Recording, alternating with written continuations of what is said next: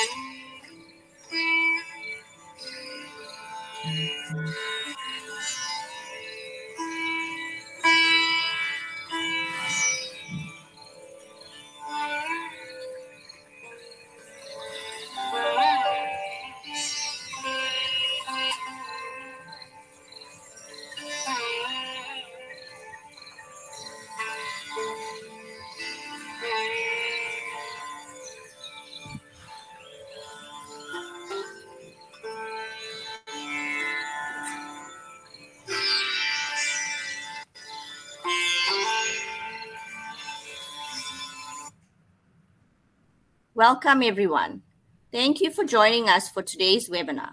My name is Kasturi from Unilever Food Solutions, which is one of the leading food service providers globally.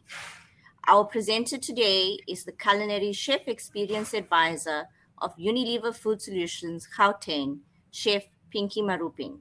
Today, she will be inspired as we feature healthcare chefs share best practices for how we can create casual and fine dining meal options that can also be modified to accommodate restricted or specialized diets without sacrificing flavor. Just a little housekeeping before we get started. If you have any questions during the presentation, please type them into the question box. Chef will answer them after the presentation. Now, without any further ado, we turn our time over to Chef Pinky. Good morning, everybody. Welcome to UFS webinar. We appreciate you all tuning in today for this webinar and hope you're ready to learn more about trends and insight in healthcare food service. Now more than ever, it's important for us to connect, to share, and to offer inspiration, which is exactly why we are so excited to be here today with the industry experts with information just for you. So please, feel free to put in the chat and tell us where you're tuning in from. And with further ado, we'll meet today's chefs in just a moment. Okay, so we have Chef Luke Reddy. Chef Luke, please introduce yourself. Morning, everyone. Morning, Chef Pinky, Chef Oliver, and the audience. I'm Chef Luke Reddy. I'm the Coastal Regional Executive Chef for Healthcare for FedEx. I take care of Western Cape, Eastern Cape, as well as KZN. And yeah, that's me. So very heavily inducted into the healthcare space. And yeah, nice to meet you, everybody. Thank you, Chef Luke. And we really appreciate you coming into as a panelist. And the next is Chef Oliver Reddy. Good morning, guys. Hope everyone is well. Thank you, chefs from Unilever, for having us on your panel this morning. My name is Chef Oliver Reddy. I'm the National Executive Chef for the automotive and business and industry sectors of the Tsebo Group. But I've spent many a long year in the hospital and healthcare sector. So hopefully we can spread a bit of wisdom this morning. Thank you. Thank you, Chef Oliver. So let's tackle some of the trends we are seeing as we really been dealing in the last 2 years with some obvious challenges that we have all experienced. So the first trend that I want to address is portability of food. Chef Luke, anything you can say about portability of food in the healthcare sector? So, Pinky, we really delving deep into those solutions. For example, we have a lot of we want to introduce a lot of South Asian type of feeding innovation. So like definitely in bowls, as well as biodegradable packaging that we heavy in now. So we are delving deep into that. We have already tested a few, did a lot of R&D on the subject matter. And yeah, it's exciting because it helps us from a profitability point of view where we can lean down our portions as well, and we can really concentrate on flavor in those bowls, as well as regenning. It helps us a lot with regenning. For example, if you have late admissions. So late admissions is basically when patients are admitted past the admission time. And now during that admission time, our staffing is extremely lean in our kitchens, so we won't be able to prepare a live meal for you when you come in and those type of things. So our portability of food, and I understand that as also pre-packed foods that we can regen when it's ordered. So we've done a lot of R&D regarding regenning of food meals and maintaining the quality and choosing the right food options and the right ingredients to maintain quality to the end user. Which will be our patients. So yes, portability of food is extremely important, as well as now we find ourselves in a space where we have a lot of smaller healthcare facilities, So the smaller healthcare facilities may not be up to Department of Health standards. So we find ourselves now we have to transportation of goods, following that health and safety chain, ensuring that all aspects are kept to a high standard or to our company's standard of service delivery and product delivery. So portability, the way we innovate and the way we driving it is very important. It is it's not a food trend. It's actually now become a standard operation where our clients are requesting these type of services from us. So yes, we are delving deep, and you're going to have to wait to see what we come up with, right? So I hope that answers your question, guys. And Chef Pinky, if you have any other further questions, just put it in the chat box, and I'll be sure to get back to that. No, thank you. And Chef Oliver, so what are the menu items that travel well but also have a lot of appeal when they arrive to your patients? So guys, we've started a journey now where we're doing a lot of bowl food and poke style dishes where everything's in a single serving, where it's packed full of flavor, and where our portion specs are accurate. We're going with most of our hospitals in our healthcare space at the moment. What we do as well that's been in our very, very big hospitals is we do a cook chill method of service, where we cook and we chill and we regenerate in very expensive equipment that travels all the way from abroad, that we've now put into some of our very large spaces to serve the number of patients that we have in those extremely large hospitals. So in terms of what travels well, I mean, I think it's a no-brainer that we got to be very seasonal. Seasonality is very important, especially living in SA and living in Africa, where we can't get everything that we want all the time, and we don't import a lot, which is very good because we support our local economy and the local communities. We do a lot of our purchases via local communities, and we support local communities and smaller business and SMMEs. So seasonality is very important. Obviously, we stick to seasons and what works, and that's what we put onto our menus. Fantastic. Chef, I think maybe some people don't understand what is regeneration or regen, as you call it. So would you like tell us more how's the process of regeneration, regenerating the cook chill items? So as I said, it's only for our very large hospitals. Obviously, the medium size and the smaller hospitals, we cook everything from breakfast. We start very early in the morning. Obviously, we all know hospitals are not the easiest place to work in because of the hours, because you've got to serve breakfast, 5 teas on most days, lunch as well as supper, and it's run by one single shift. So the chefs and the staff and the ward hostesses and the managers come in between 4:30 and 5 in the morning, and we generally leave the hospital between 6:30 and 6:45 at night. So it's very, very long hours that we work. And those are the medium to smaller hospitals. The very large hospitals where we're dealing with thousands of patients, we have to consider the regeneration method, which is we cook and we chill. So we cook, we bring down the temperature of all of our meals. That's the starch, the veg, the protein aspects of the meal. We bring it down to 5 degrees. We then blast chill it. We blast chill it very quickly. And when we need to serve it, we then take it out of the blast chiller and we put it into a machine that brings it up to temperature, which is over 85 degrees within the space of 15 minutes. So when I say regeneration, that is what I mean. It's already placed in the patient's trays. It's got your dessert, it's got your salad on one side of the tray, and then the other side is obviously the hot side. And what happens is it goes into this machine, the hot gets hot and the cold gets cold. So, and then it's service time. So that's how we do it. Oh, thank you. That's very clear. Because I think for me, when you said regen, I think maybe you just reheating like that.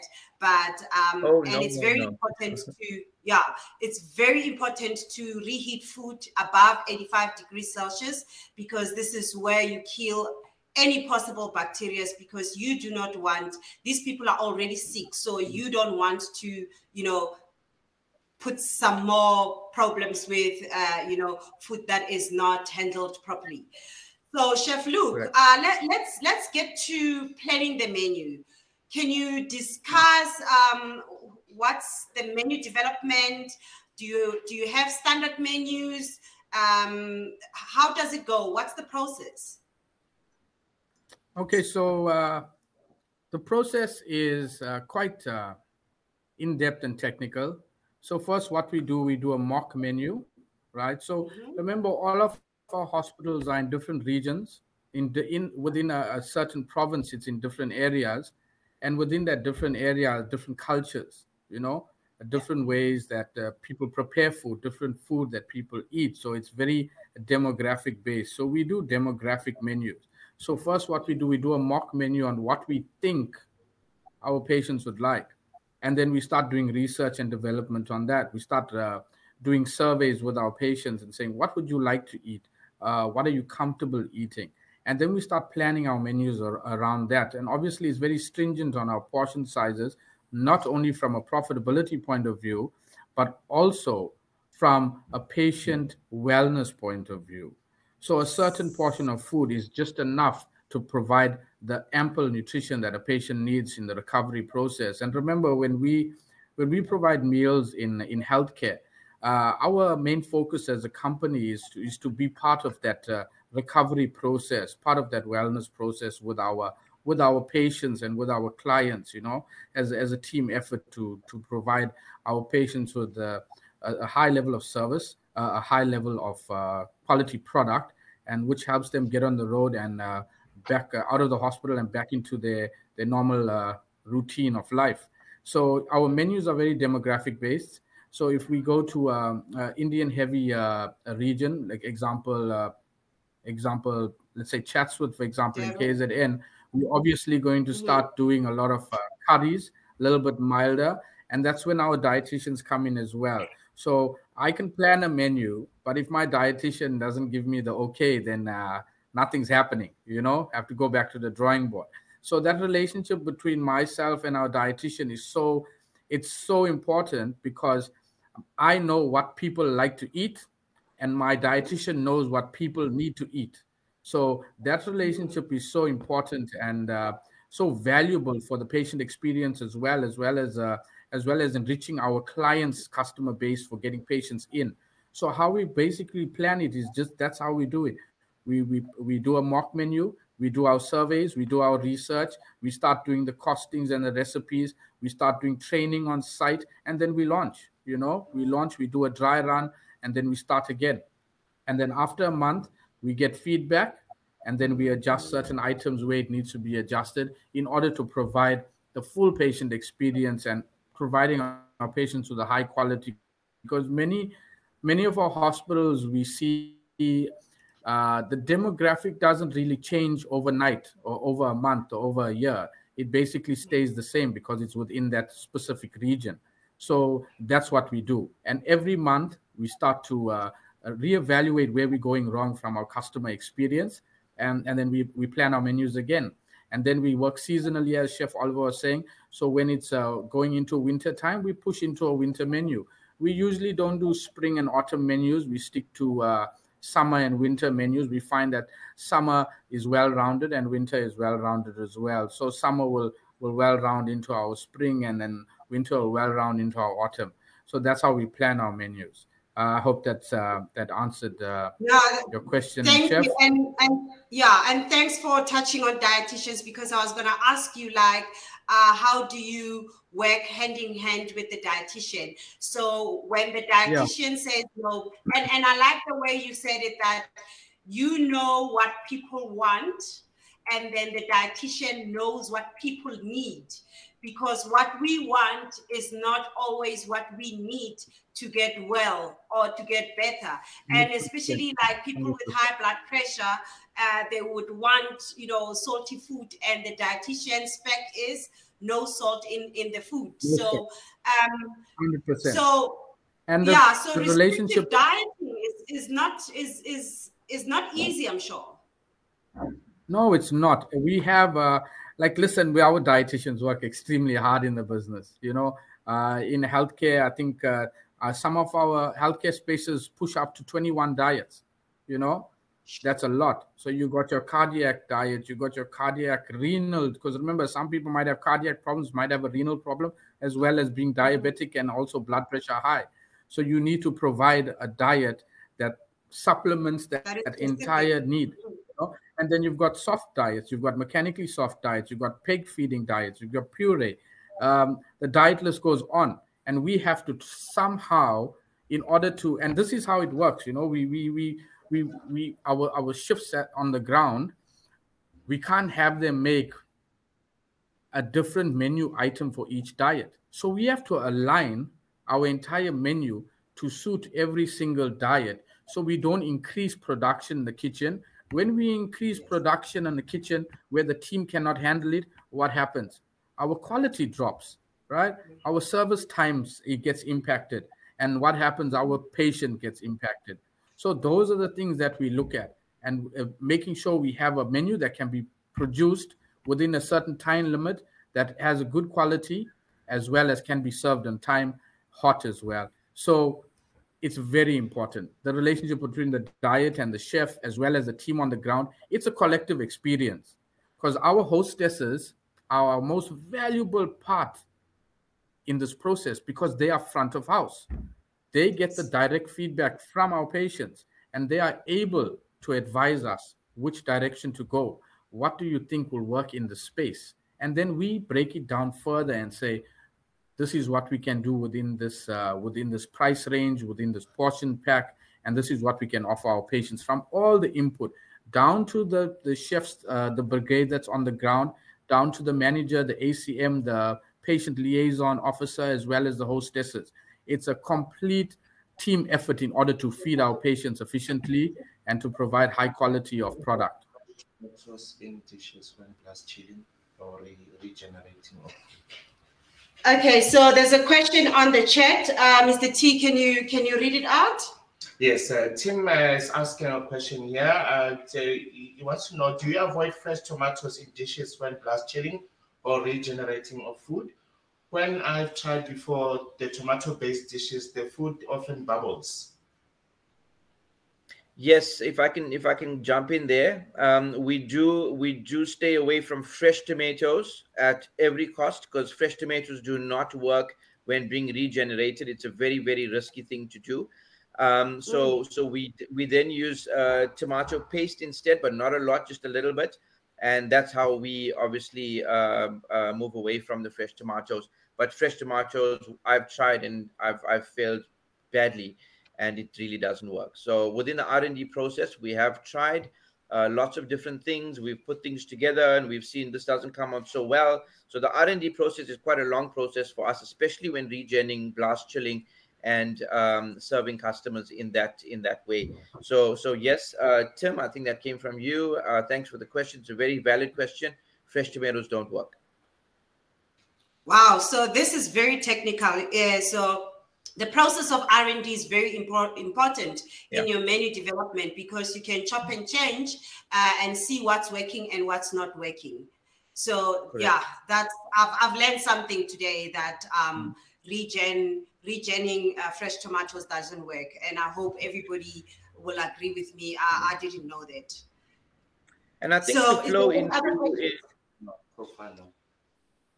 Yes, Chef Chef Oliver? Pinky, I think Chef Pinky, I think to flow into Chef Luke's points with menu development, it's also very important to understand the fact that patients do not want to be in hospital. Nobody wants to go to the hospital. It's the last place on earth you actually want to be in. And when you get into hospital, your mindset is already quite fatigued and negative, and you're quite scared because you're not sure what the doctors are going to do to you. And it's our duty to actually make you feel as at home as possible. And all in all of this R&D and the trends that we're trying to push out and all of those things, we need to understand that people want to be at home, and they want a good home cooked meal. That's number one. That's key for us. And as Chef Luke alluded to, our ward hostesses have to be very empathetic. In fact, any person that works in a hospital environment, the first step of being great in any hospital environment is being empathetic, making sure that you understand what your patients are going through. Because it's not like serving in a restaurant or a hotel where people are on a buzz. They're there to spend lots of money. They're there to enjoy themselves. These patients are there to get well. And our job is to be as much as part of that wellness process as possible. So, yeah. Thank you, Chef Oliver. So now you've spoken about you've got a winter menu and a summer menu. So let's say I'm in hospital and I've been there for 2 weeks. So let's talk about the cycle menu and how long does it take and why does it take that long? Because I'm sure if I have been there the first week, I'm not going to be eating the same. But I'm not sure. I'm not going to be eating the same food the following week. So I just want to see how you guys tackle and how does it work with cycle menus. Okay. So we have a lot of different, I'm not sure if everyone knows this, but in healthcare, there's a lot of different moving parts. There's a lot of different sectors within healthcare. So you have your acute, subacute, you have wellness, and those are basically the three that you have. In our wellness space is more rehabilitation from either depression, those type of things, as well as drug addiction. So we run a 21-day cycle because they usually stay for 21 days, right? So every day they're there, they have a different experience, all right? So wellness is very difficult. Patients are very hungry. So we find that we have to amp up our portion specs as well. And I always go back to his research, understanding our patient, understanding the needs, and you cater accordingly to the needs. And then if we look at our standard hospital, like most people go to, we either run a 6 to 8 day cycle, all right? Okay. So a 6 to 8 day cycle, because our average patient, from the research we've done, our average patient stays 3 to 4 days, right? So a 6 to 8 day cycle is ample enough to provide variety. If the patient stays longer, we go to our special menu offering, where now this patient has now upgraded to a VIP level because now they are kind of a tenant in the hospital. So we start to offer them we start to offer them different options that's away from the menu, which is under our special menu offering for long stay patients. All right. And then we've got physical rehabilitation patients, where also they're up to, some of them are up there up to 6 months, right? 6 months, 3 months, as well as sometimes only 14 days. And with that, we also run a 14-day menu. And remember, and this, the reason why is because physical rehabilitation is, I have probably 30% input on that menu, and the dietitian has 70% input on that menu. So there, it's just basically you are there because food is going to be part of your recovery process, completely part of your recovery process. So that's where we go into our soft diets, because some people are in accidents, some people are have stroke, you know, those type of things where it's, these guys can't move, they can't get out of bed. Most of them are in wheelchairs, they get rocked around until they get better. So there's a lot of peg feeding. Peg feeding is when we insert a little tube into the stomach and we feed them through a machine. So we have to create a consistency that works well. There's another thing where you got soft molded diets, where we use a product called Nutrilis, which tries to create a jelly, for not a jelly, like it firms up the protein or the veg, so it's easy. It has some texture, but it's also extremely digestible for the patient. And then we go on to full soft and full mechanical, mechanically chopped, right? Because those are guys that have problems where they have an issue with chewing or swallowing, right? So each environment is different. The physical rehabilitation, we have a shorter menu cycle, 14 days, purely because it's so diet heavy and we can't sway away too much, because the patient is now getting familiar with the type of food they are eating, you know. So they're getting familiar with the type of protein they're eating, they're getting familiar with the type of vegetables they're eating. So it starts helping them recover because the body is familiar. So it starts the recovery process. So we can't have a too big menu cycle, as it interrupts the recovery process for physical rehabilitation.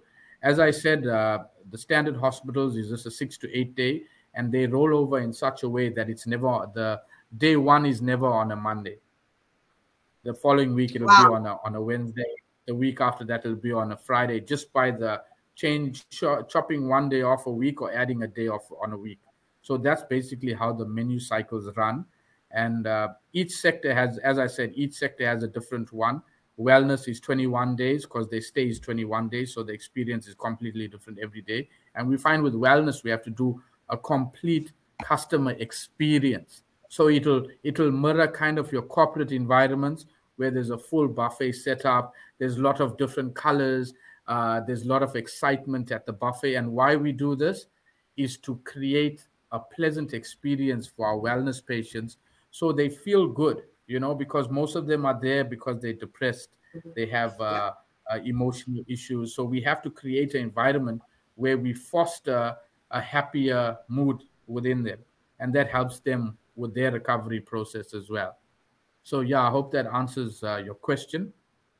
Thank you. No, listen, you know what? I was hospitalized for 2 weeks in a wellness center. And I thought, my God, I was worried about food. I'm a chef. I'm very critical of what is put in front of me. But, you know, I just want to assure everybody out there that, you know, with chefs behind the scene like you, well, it's definitely, I felt like I had restaurant food every day. And I made sure that, you know, what do you call her? The lady who comes and gives us our food, the hostess. Yes, I always said, listen, thank the chef and the team because the food is amazing. I don't have to worry about my food aspect of getting well. I just need to get, you know, why I'm there.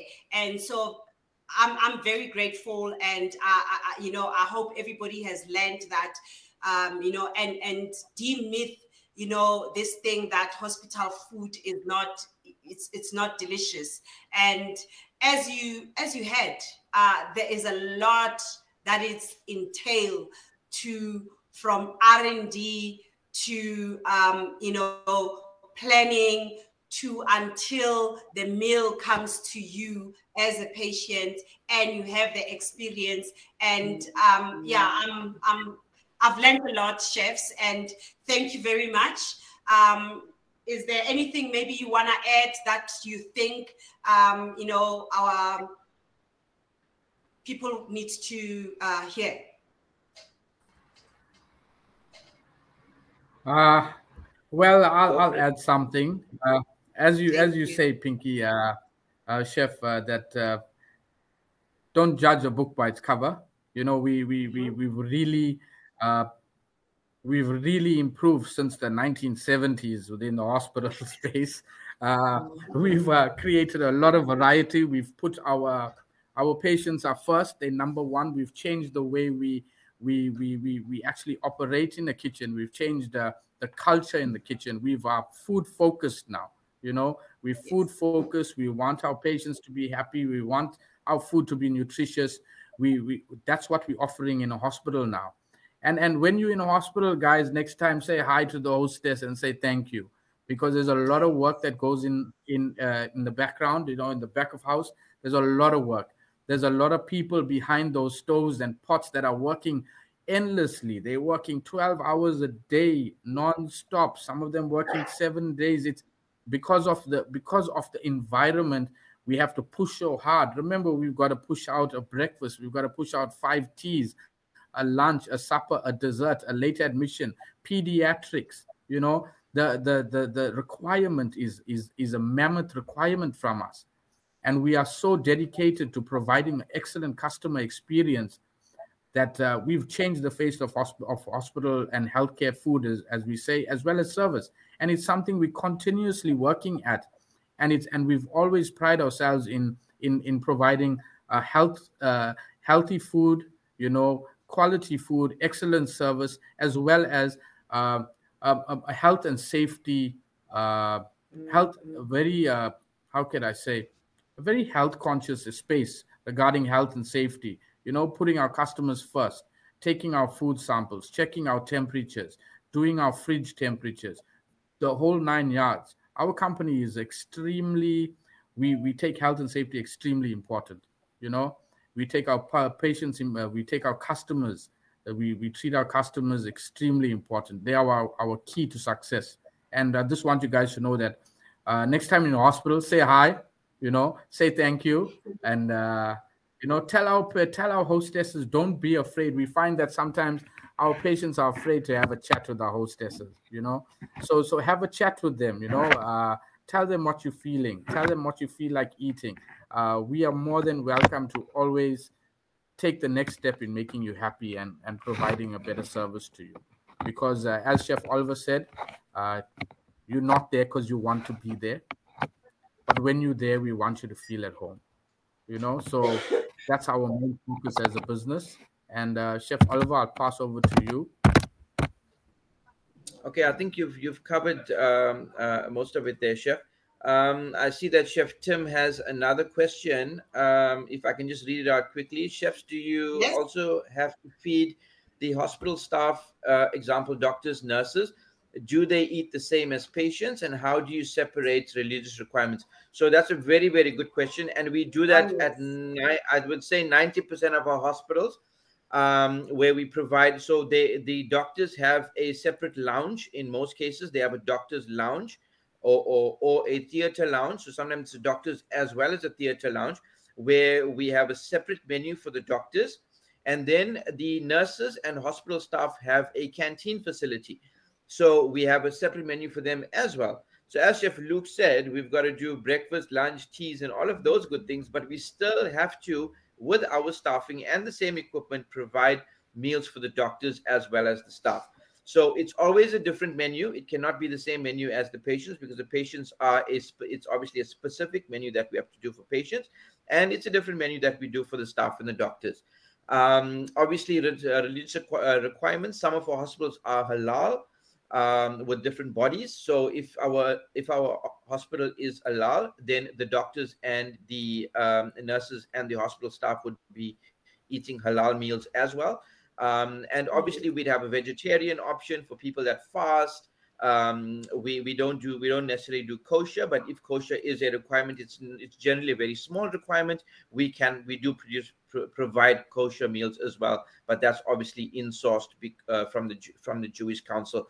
So I hope I'm answering your question, Chef Tim. Yes, we do all of those things, and we try our best every day. So yeah. And functions on top of that. And functions, so, yes. And you do functions as well. And eventing, yes. Yes, we do eventing as well. And, in one central kitchen. So correct, how big correct. are Yes. the kitchens? Oh, I tell you, Chef Some of Pinky, them- sometimes, and sometimes what happens is the theaters come first, the ablutions come second, and the rooms come third. And the kitchen is always the last thing on the architect's mind. So it's generally we get stuck in a little hole in the wall, but we tend to make it work as best we can. It's always the case. Yeah, we're lucky with the newer hospitals. Always the case with corporate catering. So yeah, that's what happens. But yeah. And just to come back to Chef Oliver Chef Pinky regarding kitchen size, I think this brings us back to whoever's listening is planning is of utmost importance. Preparation is mise en place is of utmost importance. If you do not have these, if you do not prepare, you're gonna just prepare to fail. In other words, so preparation is extremely important. Planning, organization, those fundamental skills are extremely important in healthcare, and not only healthcare, in any sort of food industry, be it a restaurant, be it your corporate catering, be it business and industry, or be it industrial. Organization, planning, preparation. Those are three things that you must have. And that's obviously going to put you on the road to success. So guys, always remember those three fundamental skills.